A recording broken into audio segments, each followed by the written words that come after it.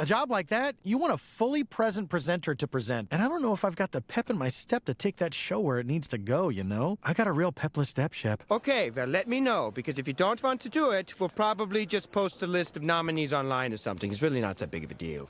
Hey, sorry about that. Just got a call from the Oscars. They want me to host... They want you to host the Oscars? Nomination announcement. But I don't think I have it in me right now. Are you kidding? You gotta take that gig. Really? Mr. Peanut Butter. What did Nana Peanut Butter always say? Always take every opportunity that comes your way, because opportunities are like sneezes from God. And when God sneezes, you can't say God bless you to God. So instead, you have to take the opportunity. I'm cold. Will you pass me that blanket? Boy, that old gal had something for everything, didn't she? I know you're worried about me, but sitting around the house worrying isn't gonna help anyone. Okay, but you'll call me when you get out of the surgery, right? I'm not gonna let my phone leave my sight. Of course. And now, I've got something new to live for. My little brother, telling the whole world who got an Oscar.